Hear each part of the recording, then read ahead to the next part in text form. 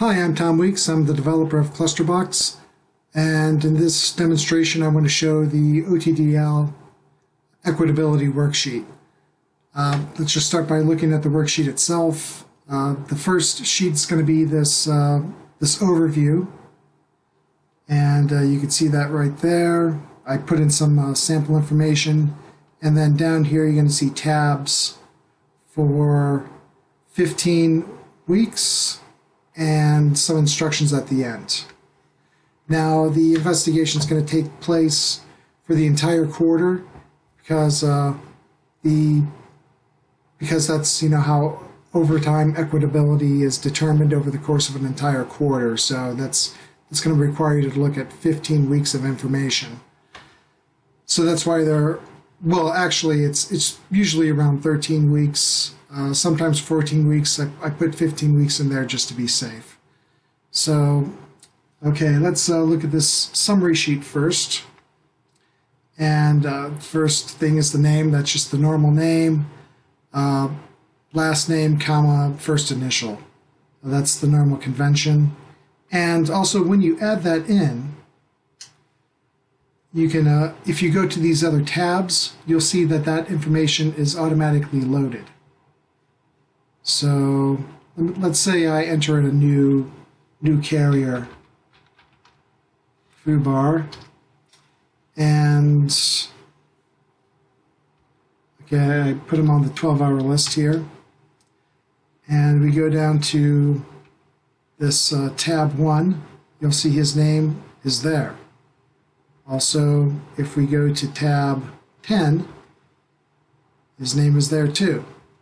So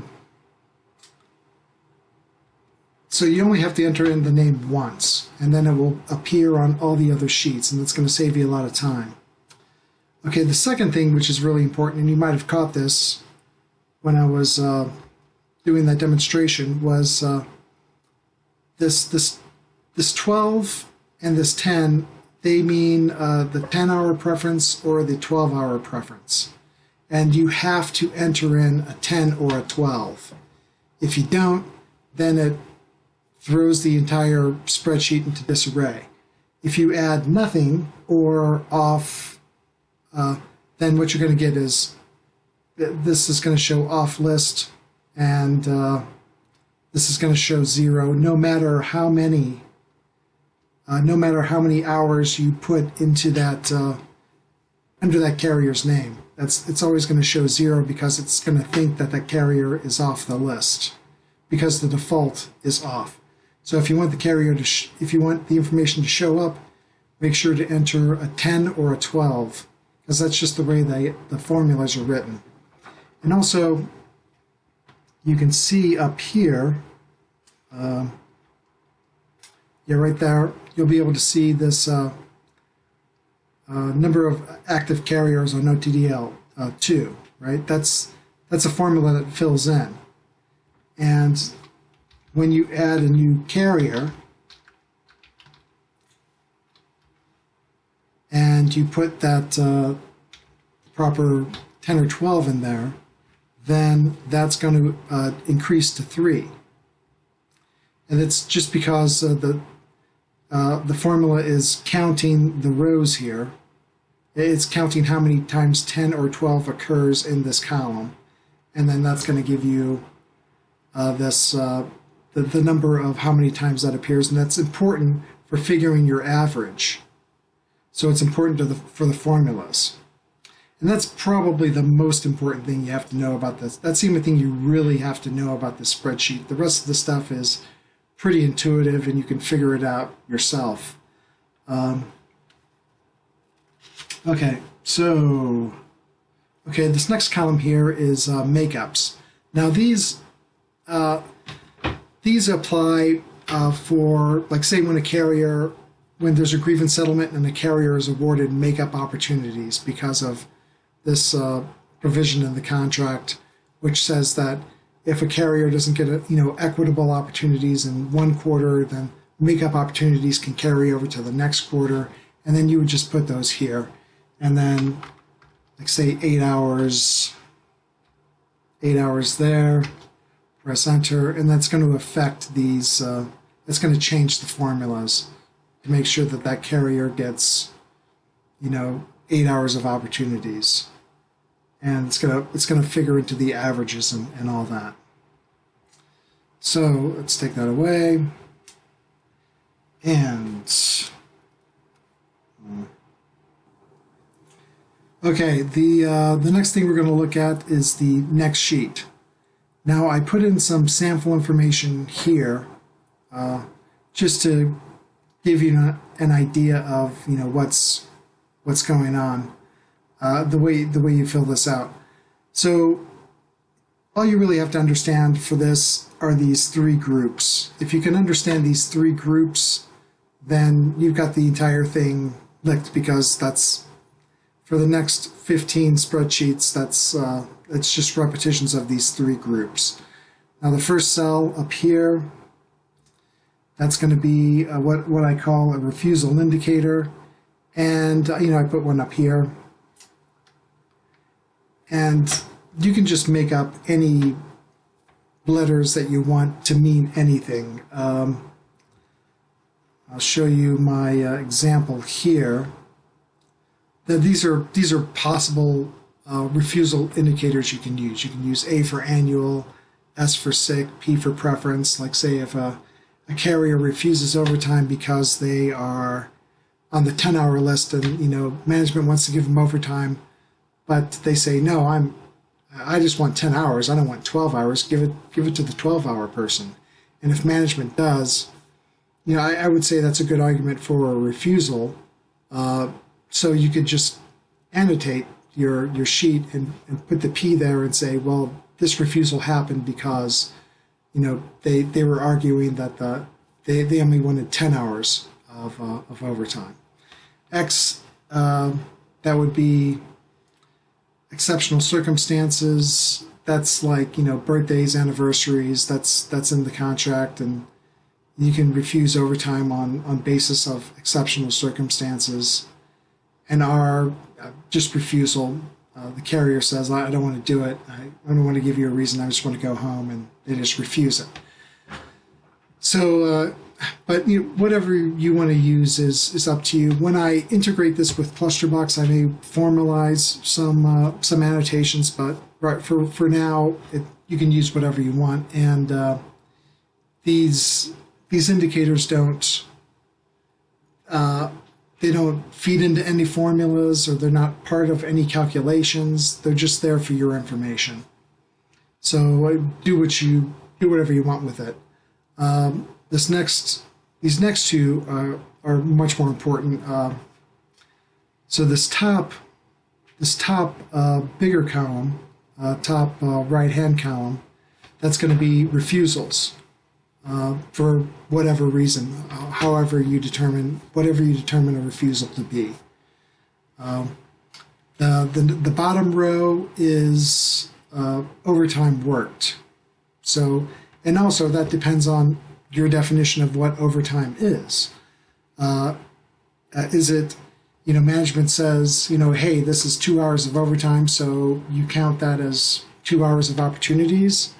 Or are you of the mind that, however long the carrier worked, that was the overtime that they were given? Is it overtime off of the carrier's route, or just overtime is overtime? Those are, I think the contract says, overtime has to be overtime off of the carrier's own route, but that can change with local memorandums of understanding, and it can also change just with, it may not be contractual, but just with you and management, agreeing to make, we're just going to count overtime as overtime. But however you want to do it, this bottom part is just for overtime worked. And okay, all right. And if we go down to the bottom, you'll be able to see some total. This is the total overtime and the average for each day. So that might come in handy, like say if management is trying to say, hey, we offered this guy 3 hours of overtime on this day, and you can go to that, you can look at the average for that day and say, well, the average overtime was just a little over an hour. So, how come you're saying, how can you justify, a refusal for 3 hours when the average was only about an hour? So that information might come in handy, but also this information down here that doesn't feed into any formulas, that's just there for your information. Okay, you can enter in a date up here because all I've put on the spreadsheet is just Saturday through Friday. So if you want to enter the precise week, that's going to give it some. It's going to give your sheet more.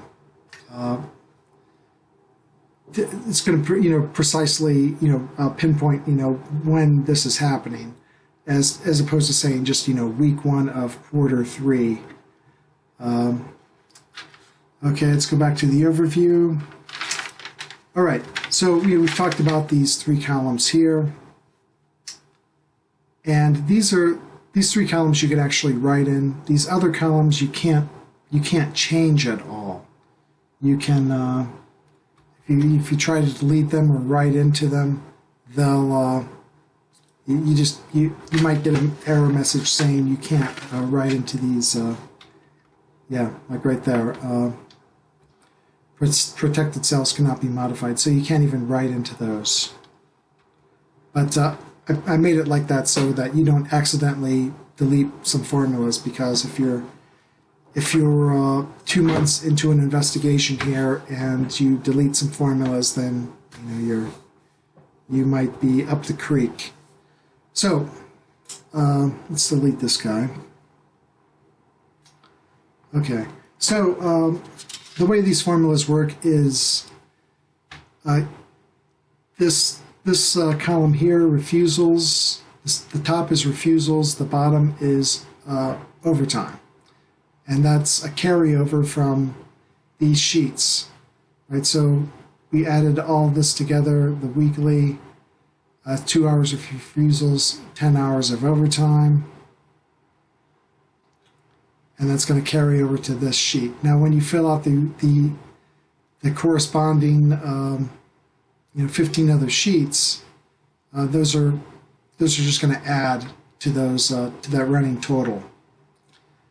And opportunities is going to be refusals plus overtime, actually plus or minus the makeups, and then the difference from average is going to be. It's going to show how far away that carrier is from the total average. The ideal is that they're as close to 0 as possible. So since there are only 2 carriers you can see that there are only 2 carriers active on the OTDL on this list right here. That being the case, you can see it pretty clearly that the black numbers are, the sum of the black numbers are going to equal the sum of the red numbers, right? So however many carriers you put on this list, if you fill it up with carriers and times, you're going to see that those 2 numbers are always going to match up. They're always going to add up to be the same. And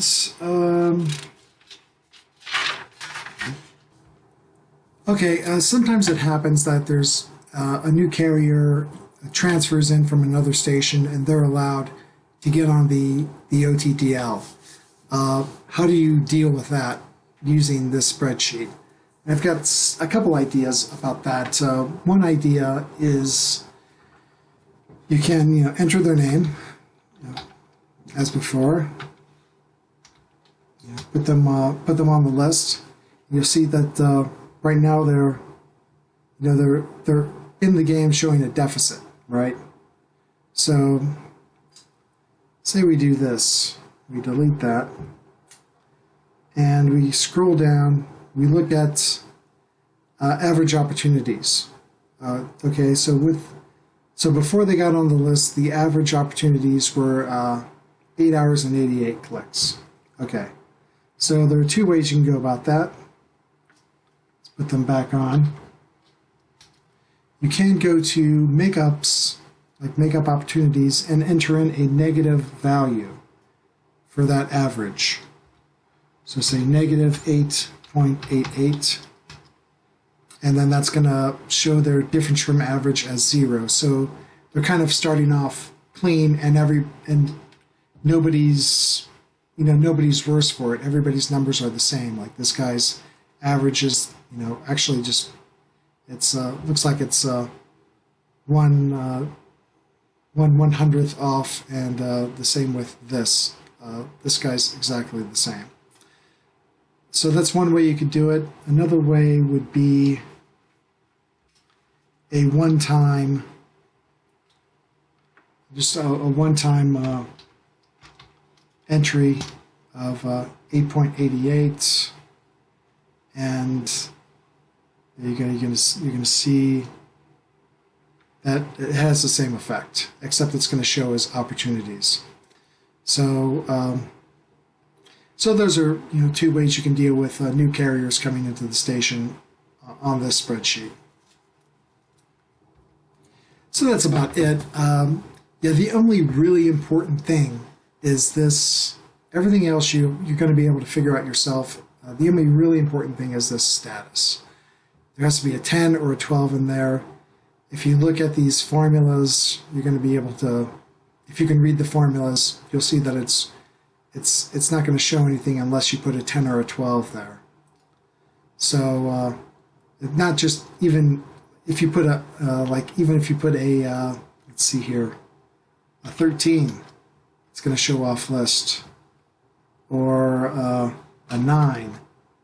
It doesn't work. It has to be either a 10 or a 12. Okay, and this, as I mentioned before, this spreadsheet is a standalone spreadsheet. It's not integrated with Klusterbox yet. I'll probably get around to that in a few months. It's just going to be some more code to write, but eventually it'll get done. For now, to use the spreadsheet, you just have to go to let's close these out. You just have to go to the Klusterbox website, and this is where you download Klusterbox, and then there's this area for OTDL Equitability spreadsheets under Spreadsheets, Files, and Documents. There's an option for 19 slots that will accommodate 19 carriers. 42 slots, that's 42 carriers, that's 2 pages. And then this, I accidentally clicked that. But this third option is for 67 carriers, and that's 3 pages. So you have those options, and depending on how many you need. If you can get away with using one sheet, that's great. Now, the one sheet per week. So that's about it. Thanks for watching, and happy union stewarding.